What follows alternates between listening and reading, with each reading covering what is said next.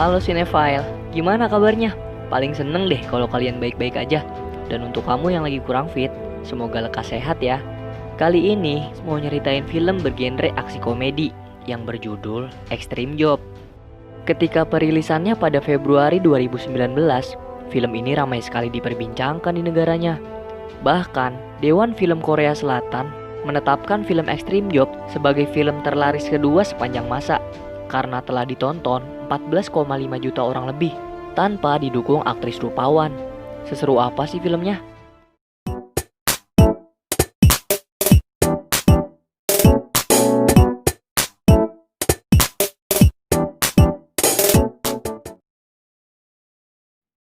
Diawali dengan aksi gokil kepolisian bagian detektif narkotika yang berusaha menangkap pengedar narkoba. Pertamanya, detektif Jang membobol jendela. Tapi sayang, dia nggak berhasil masuk ke dalam dan malah ngobrol. Lalu di sisi lain jendela, ketua gue juga masih berusaha masuk. Karena mereka dianggap payah, pengedar ini ngeledekin. Kenapa lu nggak kayak polisi luar negeri sih? Yang keren pas lagi nyergap. Gak lama, pengedarnya ini kabur lewat jendela. Ketua gue pun langsung turun. Apesnya, dia malah jatuh juga. Detektif Jang, Yunggo dan Jaehoon pun mengejarnya. Penjahat ini sempat mau nyolong mobil kayak di GTA gitu. Tapi nih, malah dia yang ditampol keluar sama emak-emak. Pas lagi pada lari-larian, dengan santuy detektif mengejar naik motor anjir. Ditabrakin deh. Pas mau ngeborgol, dianya disetrum dong. Kabur lagi tuh. Namun karena menghindari tabrakan, salah satu mobil ngerem mendadak. Lalu terjadilah tabrakan beruntun. Direktur menegur mereka karena nangkep penjahat kelas teri aja sampai bikin banyak properti orang lain rusak, which is biaya perbaikan harus ditanggung oleh kepolisian. Direktur juga membandingkan ketua Go dengan para juniornya yang sudah pada naik pangkat hingga setara dengan dirinya.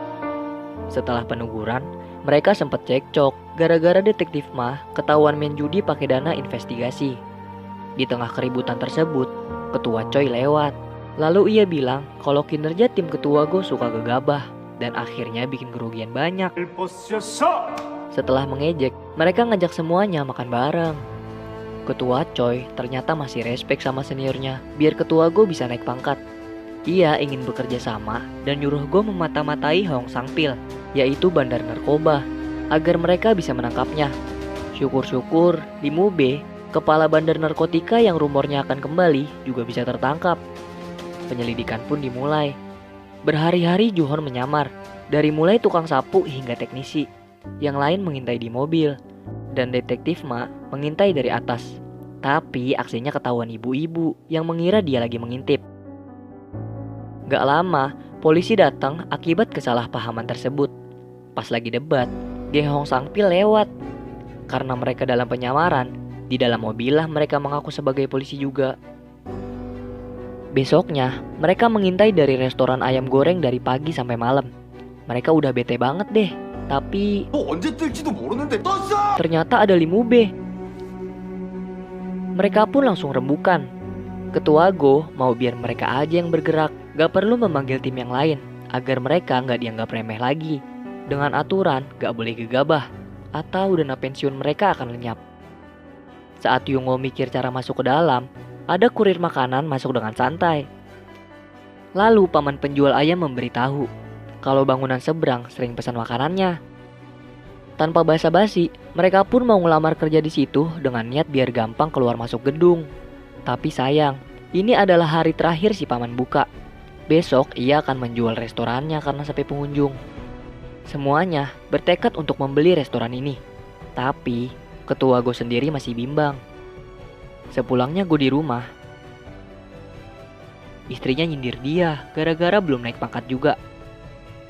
Ketika ia makan bersama anaknya di luar, ia mendapat pembelajaran gitu dari anaknya yang baru jadi ketua kelas. Keesokan hari, ketua Go datang dan langsung membeli restorannya. Aksi mereka pun dimulai.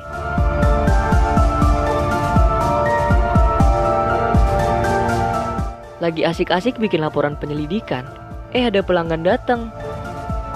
Begitu aja terus. Karena kesel malah banyak pengunjung, mereka pun berencana untuk beneran bikin restoran ayam. biar nggak ada yang curiga. Masa kedai ayam nggak ngejual ayam? Di tengah rapat, ada pergerakan dari bandar. Mereka lagi adu bacot gitu. Lalu Hong Sang-pil datang. Target mereka benar-benar sempurna. Hong Sang-pil nyuruh mereka berantem tuh. Dan para polisi ini malah keasikan ngedengerin mereka berantem dong. Lalu ibu-ibu seberang datang mau beli ayam. Dia juga baru tahu bahwa sekarang mereka adalah pemiliknya. Karena mereka nggak masak, Ketua Go beralasan kalau mereka belum produksi sebab baru buka. Gak lama, pengedar datang. Untungnya si ibu ini ngejelasin. Besoknya, karena gak ada yang bisa masak nih, akhirnya mereka masak bareng, biar tahu siapa yang paling enak ayam gorengnya.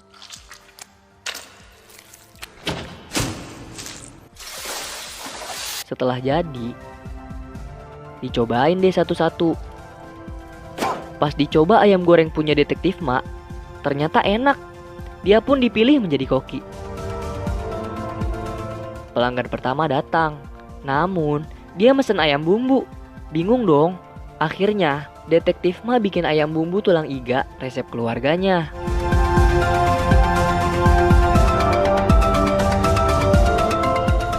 Saat gigitan pertama, mereka pun seneng.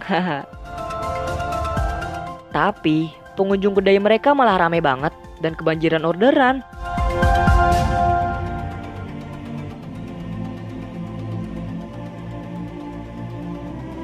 Saking terkenalnya kedai mereka, ada wartawan nawarin kerjasama, tapi diusir karena tugas utama mereka adalah polisi. Di mobil, Yungo melihat ada pergerakan target. Pas dia ngelapor, gak ada satupun yang respon karena super sibuk. Mau gak mau dia mengikuti target sendirian. Namun di persimpangan, ia kehilangan jejak. Sepulangnya Yungo, dia marah-marah karena berasa kerja sendirian mengejar target. Yang lain juga jadi ikut emosi karena mereka juga bekerja di kedai. Mak kena minyak panas, Jae-hun motong bawang 3 karung, dan Jang melayani juga membersihkan meja 80 kali.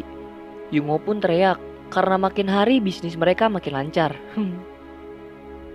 Mereka menyiasati pelanggan dengan menaikkan harga yang gak logis, tapi tetap ramai juga. Bahkan sampai turis Jepang juga makan di sini. Saat rapat, mereka bingung karena target mereka gak pernah pesan makanan di kedai. Kemudian direktur marah lagi karena buku laporan mereka hanya berisi penyamaran dan penyamaran. Ketika lagi ceramah, ada telepon masuk dari gedung seberang yang memesan ayam goreng. Mereka pun meninggalkan direktur dan bergegas melakukan aksi mereka.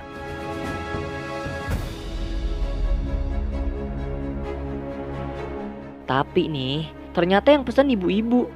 Dan baru ketahuan kalau target mereka udah pindah. Mereka galau dong. Ibarat jatuh tertimpa tangga. Wartawan yang sempat ditolak Go menyebarkan berita buruk tentang kedai mereka, sehingga kedai mereka sepi. Di rumah, Ketua Go merasa bersalah karena uang pensiunannya dipakai untuk beli kedai. Sementara itu, terkuaklah karena kedai yang rame bikin para bandar ini pindah. Lalu, Jeong mendapat ide gitu di markas Limobe. Besoknya, ia ingin membuka franchise ayam bumbu iga ke seluruh Korea dan langsung ngasih duit sekoper. Mereka tergiur dong. Ternyata, komplotan Jeong memproduksi narkoba, meletakkan di dalam ayam, dan mendistribusikan lewat restoran-restoran cabang. Yang karyawannya sendiri adalah para pengedar narkoba yang berantem di awal.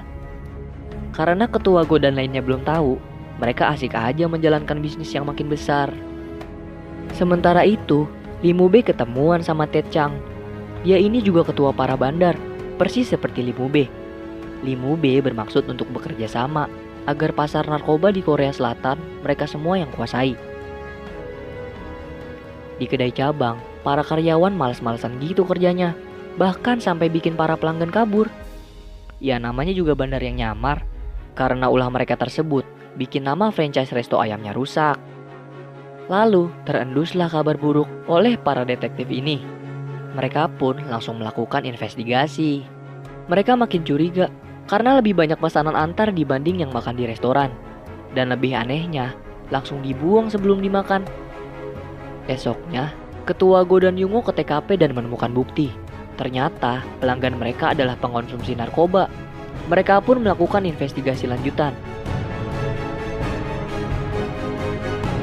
Di sisi lain, detektif Ma ketahuan penyamarannya dan babak belur. Tak lupa, Jeong si pemberi ide dipukuli juga. Karena kesal bisnis narkobanya terancam, mereka berencana untuk menyandra Ma. Di kedai, dengan polosnya Johun nyoba narkoba. Tepar dong dia, padahal yang lain lagi pusing gara-gara pengedar raksasa. Kemudian, mereka nyamperin ke kantor Jeong, tapi mereka udah pindah. Lalu, Jang mendapat video call dan melihat Ma diikat. Jang pun melacak ponsel Ma dan mereka bergegas berangkat. Sang pil di rumahnya didatangi oleh ketua Choi, namun mereka dengan mudah dihabisi. Tapi pas sang pil OTW, dia ditabrak mobil. Dalam perjalanan menjemput Ma, bukannya khawatir Ma akan dibunuh, tapi Jang malah khawatir Ma ngebunuh orang anjir. Bener aja dong, ternyata Ma berhasil membabat habis para bandar di sana. Wih, hebat. Setelahnya, ia nebeng mobil bandar hingga sampailah ia di Gorgopol, tempat peti kemas. Detektif Ma melihat Limo B dan Tecang di sana. Mereka mau transaksi serah terima gitu. Karena nggak mau kehilangan kesempatan menangkap 2 ikan kakap sekaligus, ia pun langsung menghubungi kawannya. Selagi nunggu mereka datang, dengan ide briliannya, Detektif Ma ngebunyiin sirene polisi dari HP-nya, hingga terjadilah kesalahpahaman di antara kedua kakap ini. Gak lama, para detektif narkoba andalan kita pun datang. Choi yang mendapat foto langsung meminta bantuan semua polisi. Di sini, Limu B meremehkan mereka berlima. Dan aksi paling bikin seneng pun dimulai dari sekarang. Ternyata nih ya, Detektif Ma dulunya anggota judo negara. Detektif Yungo dulunya tentara khusus angkatan laut. Detektif Jang pernah menjuarai Muay Thai dan mendapat julukan Master Jang. Detektif Jehun dulunya mantan atlet baseball yang punya daya tahan tubuh besar. Dan Ketua Go pernah mendapat 12 kali tikaman, tapi masih hidup sampai sekarang dan mendapat julukan zombie yang tak bisa mati. Para jagoan kita overpower ternyata. Karena udah lawan banyak orang, Ketua Go sempat kewalahan lawan cewek satu ini. Gak lama, Mak datang membantu, tapi sama aja. Karena gak suka lihat Mak dibikin bonyok, bikin Jang marah. Bertarunglah mereka, dan dengan kekuatan cinta dipukul habis-habisan deh. Liwon B yang kabur ternyata udah diikutin sama Ketua Go. Sempat terjadi pertarungan sengit, tapi dengan mudah Go menangkan. Sesampainya para polisi bantuan, anjay, dengan kerennya para jagoan kita ini bergaya di tengah para penjahat yang terikat. Di pintu ambulan, Mak dan Jang sempat bermesraan. Dan kabar gembira untuk kita semua, para jagoan akhirnya naik pangkat secara bersamaan. Emang bener ya, yang kelihatannya biasa-biasa aja, bahkan terbilang direndahkan, ternyata punya keahlian yang memang ditampakkan dalam situasi penting aja.